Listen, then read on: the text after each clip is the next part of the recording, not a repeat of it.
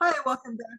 Barry Burns, and this is a continuation of my class on the Monas Hieroglyphica or Hieroglyphic Monad of Dr. John Dee, using the translation Dr. Nancy Turner and I did that came out in 2021. We are to the second part of Theorem 16. This is that very significant theorem that is the only known source of the signs of the adept, or LVX signs, given in modern esotericism and used in everything from yoga meditations to the Golden Dawn portal initiation to thelemic magic. So we are halfway through it. Let's finish it up and see what D is doing here. I'm assuming, of course, that you know who D is, you know what the hieroglyphic monad is, and you've gone through this class and understand through the first 15 theorems in the beginning of the 16th. So you may or may not know what the analysis of the keywords is. You don't need to know that, but you do need to know something about the hieroglyphic monad. This isn't a beginner video, especially since we're going to be taking apart the signs of the adept here. So please watch those earlier videos first. The playlist is below. D has been building up symbolically the universe with his monad glyph, flipping it from 2D to 3D, rotating it around, doing all kinds of things. The world has fallen. Now he's trying to resurrect it. We've gone through the first part of Theorem 16, a rather long theorem. We talked a little bit about what D meant by philosophizing about the cross, the crux of the matter. Crux in Latin means cross. So he is relating everything in his whole argument or proposition of the hieroglyphic monad back to this sign of the cross. And he's doing this to set up what will come along in the very next theorem, where he's going to tell you what he thinks the philosopher's stone is. So yes, watch that next video and you too will know what D thinks the philosopher's stone is. It's rather ingenious. So in the last video, we talked about how in the second paragraph, he is taking this, what was his rectilinear cross, he's rotated it, and he's made this X and he's put another line through. So he has explicitly now, rather than implicitly, made it into 3 dimensions. You know, he's implicitly done it before with the rectilinear cross by flipping the points in the middle out so you get a square, flipping that into a cube. We talked about all of that back in Theorem 8 and Theorem 6 as well. But he's explicitly doing that here. And then he's rotating these parts around. So you get a, if you follow the cursor, there's an L. If you tilt it one way, as it looks sitting there, it's a V, and the whole thing is an X. So that's his LVX sign of the cross. This, of course, is a representation of what you're getting in this middle paragraph here, where you have the cross. There's one axis, and you can make either of these the other axis, and then you put a third axis through there. It's 3 dimensions. So what you're getting is 2 cones that are kind of kissing at one point, the vertex, and that is what he's going to be playing with in most of the rest of what we see here. Okay, so let's continue on. We ended with him talking about what was used to represent the 50 in Roman numerals, which is, of course, an L.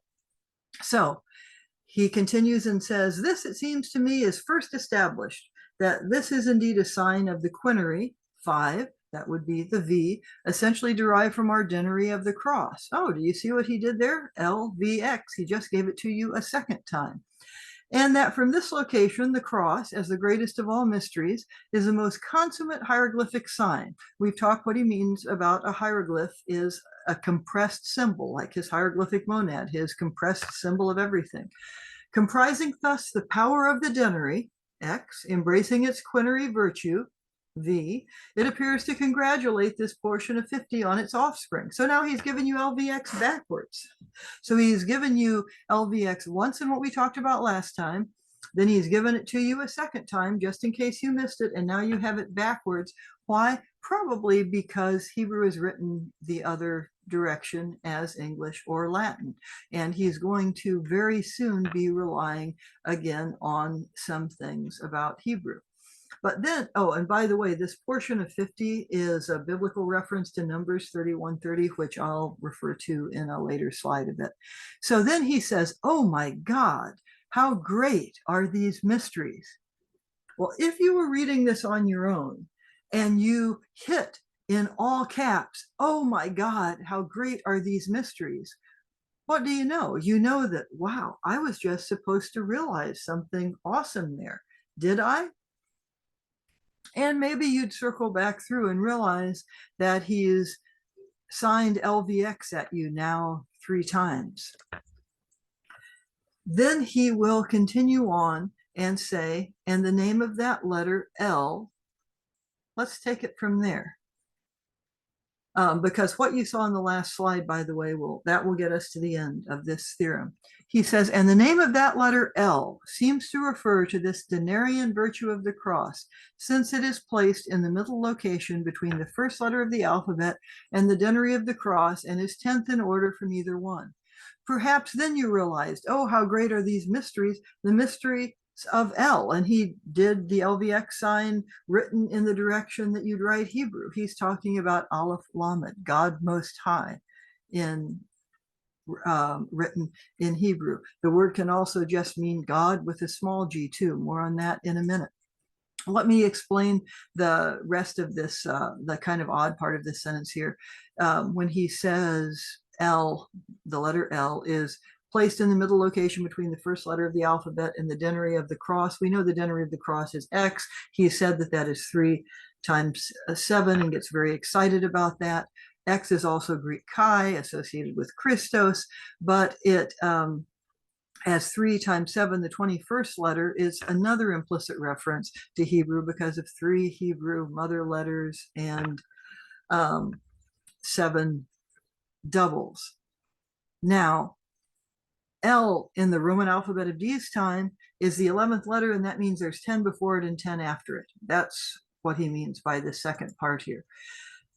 But what you have already noticed is that it's writing L, EL is the standard Roman letter equivalent for Hebrew Aleph Lamed, which is both the name of a god, small g, and the god.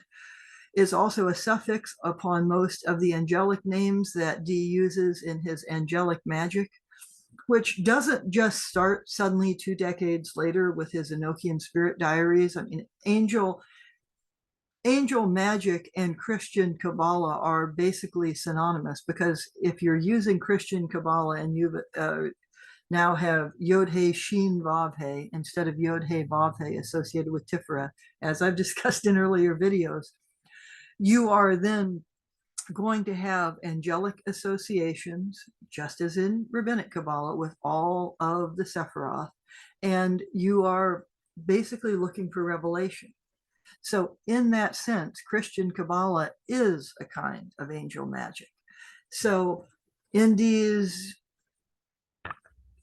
system of magic, you will have Michael, for example, Gabriel, Uriel, Raphael, Anael. Sometimes Anael will have 2 N's, like it is the first angel we will see in his spirit diaries years later in the 1580s, when he starts trying to get direct revelation from God a different way with a scryer. Now, whether or not L equates to Yahweh or the Tetragrammaton is a huge subject. It's been much explored by translators of the Hebrew Bible or Tanakh. It's been much explored by people who are simply historians and are atheist or agnostic or some other religion. So I'm not going to get into all of that, but if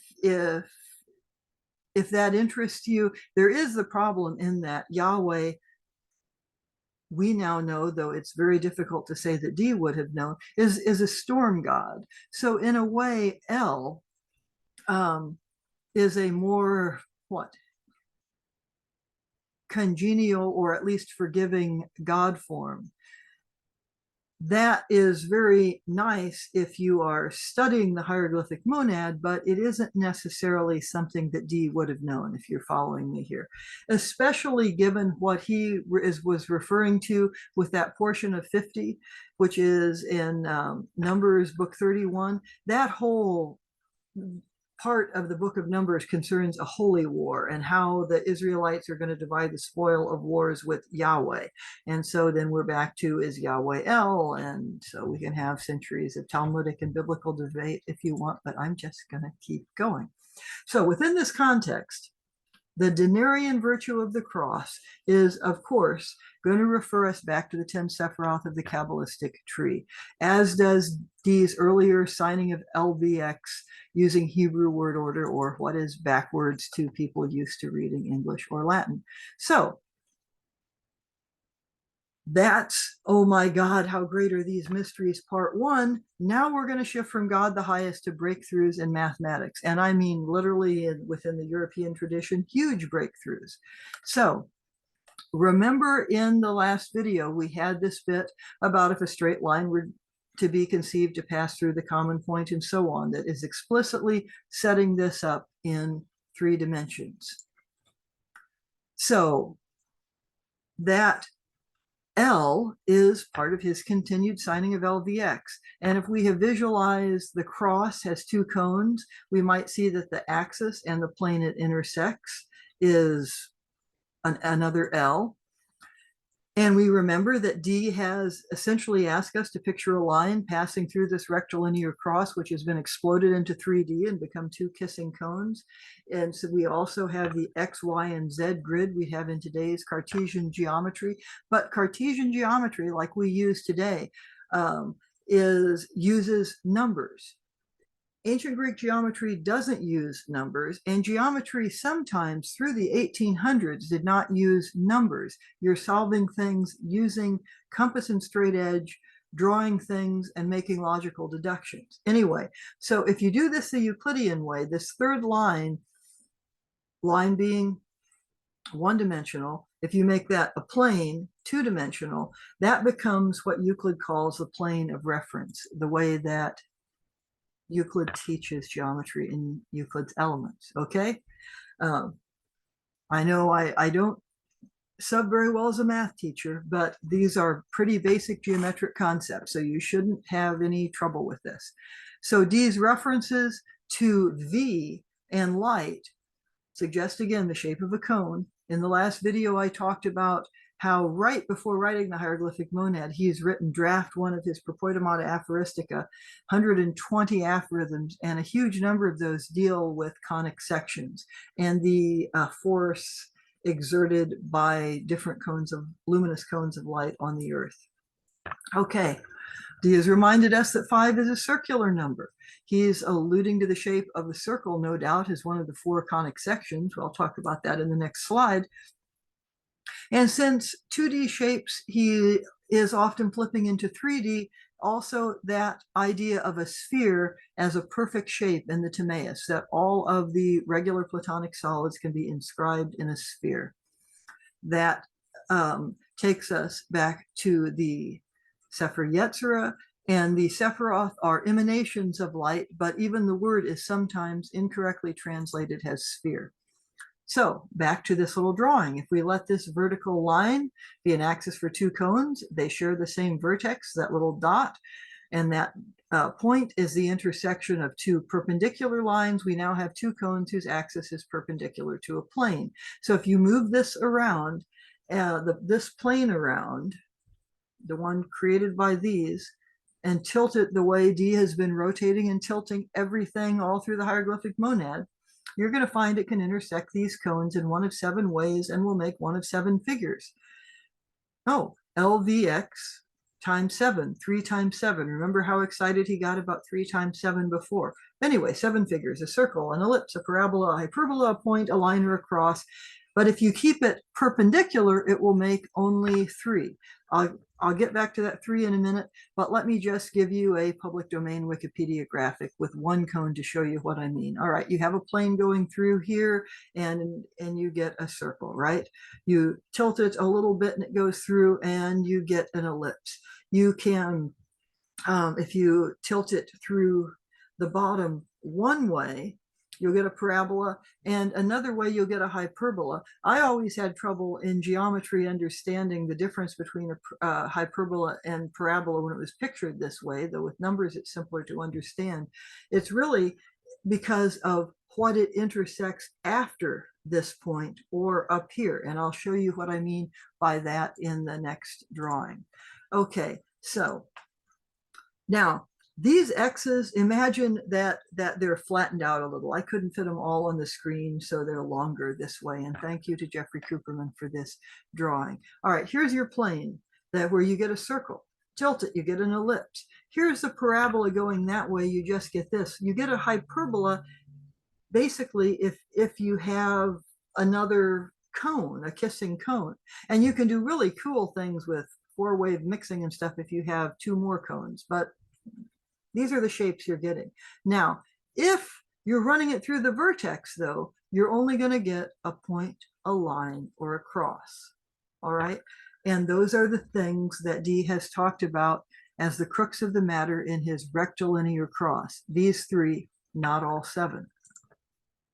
The plane can intersect it in 7 ways, as I've discussed, but if it goes through the vertex, you can only have a point, a line, or a cross. Now, this is breakthrough mathematics that Dee should not know, but you know, the person that we know discussed this in English first was a student of Dee's, and not just a student. Dee was this man's guardian, and I will briefly mention that person before we get to the end here. So we're back where we were before. And as I've mentioned, we represent all of those things today with trigonometry, the same way that we represent the Pythagorean theorem with numbers, right, and squares. But ancient Greek mathematics doesn't do that. However, ancient Greek mathematics explores conexceptions a huge amount, especially in the Conic of Apollonius of Perga. And remember, if you do ancient Greek geometry the ancient Greek way, what are you doing? It's a Pythagorean and Platonic pursuit where you are contemplating perfect forms to bring order to the world that you're in. So I mentioned I'd get back to the student of Dee's. Well, the first use of parabola in English was by Dee's student Thomas Digges, and he was a guardian of Thomas Digges. Digges described conic sections with numbers. Dee doesn't, but someone who is in effect like his son does. There is much discussion among historians of science about things like, well, who comes up with certain ideas in optics? Because the first people who came up with them didn't put their name on them. And in fact, they may well have been the equivalent of a state secret for reasons like, oh, the idea that there might be hostilities with Spain. Remember 1588, the Spanish Armada, and something like, say, a telescope, which uses optics, obviously, would be a military secret. So in fact, in fiction, one of the greatest Dee scholars of our time, Deborah Harkness, who wrote a book about Dee's conversations with angels, wrote a book about the scientific revolution in England. She also fictionalized, has 3, well, more than 3, but All Souls trilogy are 3 novels. And one of the things she does, knowing this history, is she has somebody who has the idea of optics, Thomas Harriot she has it being rather than Thomas Digges, create things and put his name on it so that suddenly he gets credit earlier when this pops up in a time traveling thing. It's a delightful book, but that's taking me a little bit far off here. The point is, Dee did a lot of work with optics, so it would be foolish, really, to read the hieroglyphic monad, especially coming out just 2 years after the Propoidomata Aphoristica, and think that he's not using all of his knowledge of luminous cones, especially when he's making the crux of the matter light. All right. In the Conics of Apollonius of Perga, by the way, there's something else that is really cool that you can do with all of these. This is just for those of you who know geometry fairly well. There's a really cool translation that is called the latus rectum. And when you get that labeled still in English, and this was true in Latin, it's labeled with an L. just like the L in LVX. And if you're working things out and you do this transformation, the idea is you're transforming, doing transformations, and it describes a parabola because the L is the chord parallel to the directrix that goes through the focus of a parabola.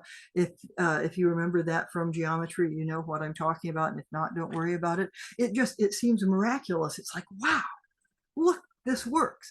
You can see how someone who is really into conic sections like D would also think with that, oh, how great are these mysteries when studying that the old-fashioned Greek way. Okay, we're going to get to the end of this now, and the rest of this is going to be just wordplay, reiterating some of the principles we've seen already. So we had the name of the letter L referring to the denarian virtue of the cross since it's placed in the middle location. We'll go to the next sentence. And since we have now pointed out that there are two complete parts in the cross, considering now only their numerical meaning, two complete parts because he's dislocated the middle point, right? So you get those two V's or two L's, one upside down and backwards. It's very clear that the centenary arises from them. What? Well, bear with us. But if they are multiplied with each other by the law of squares, they will produce for us 2,500. If this square is compared to the square of the previously mentioned circular number, 5V, and it is then applied to it, the century is restored again. Thus, when this cross displays itself in the context of the power of its denary, it can be seen as referring to the centenary. And since this character of the cross is but one kind, so it also represents unity. Remember, monad is sometimes translated as unit or unity.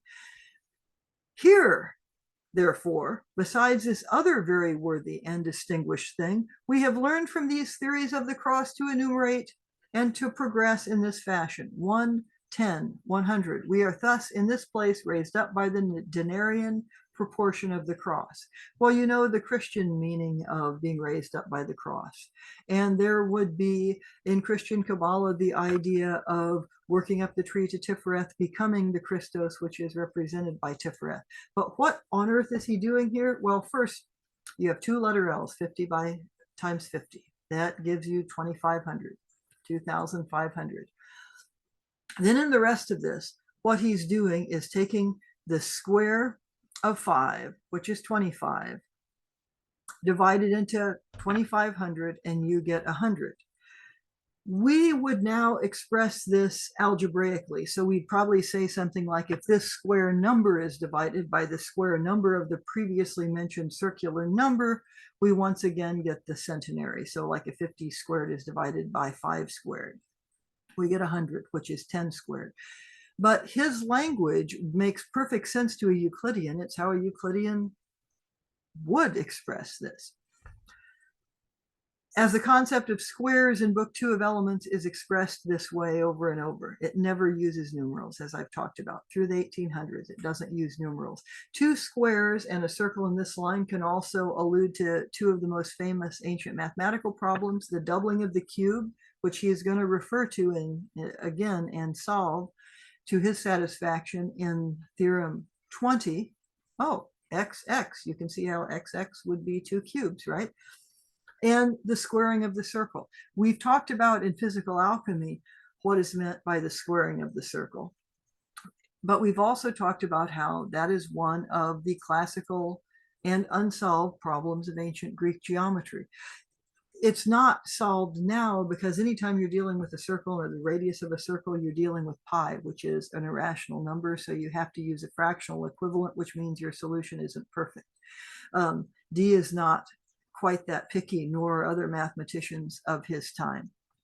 Anyway, the doubling of the cube, the so-called Dullian problem, will have an analogous problem in 2 dimensions, the doubling of the square, that's easy to solve.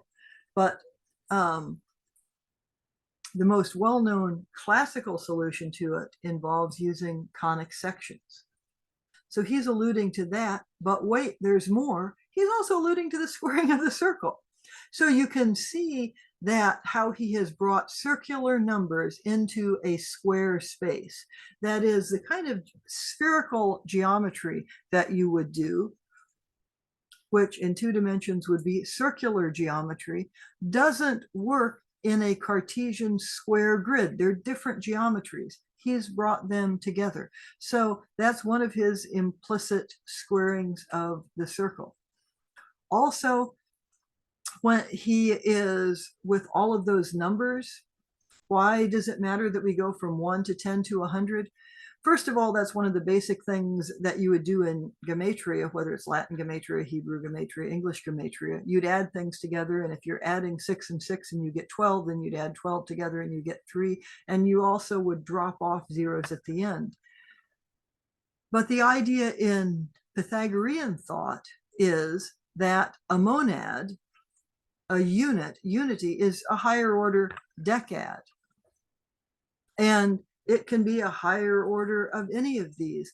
If you remember all the way back to when we were discussing the Pythagorean y in Dee's letter to Maximillian, and he went up to 10,000, I told you that in ancient Greek, 10,000, a myriad, it's literally this is just writing out in English letters what the Greek word would sound like. A myriad can mean 10,000, or it can just mean a whole lot, more than I want to enumerate. So he's saying all of these are in effect the same thing. So along with giving you a parable about the squaring of the circle, he has just made the cross, like the tetractys, into a monad. So this is a decad, but it all refers back to the monad at the top. In the same way that not just Dee, but many Christian Kabbalists, and for that matter, some rabbinic Kabbalists, there's a whole deep dive you can take here, will associate the 10 Sephiroth back to what? The first one, Kether, and then back to the Ein Sof Er. Okay, so now that Dee has told you about the miracle of light and cones of light and equated it back to letter and number, it's time for him to reveal to you the true meaning of the philosopher's stone. And that, ladies and gentlemen, is coming in the very next theorem. So stay tuned, and I'll see you then. Bye-bye.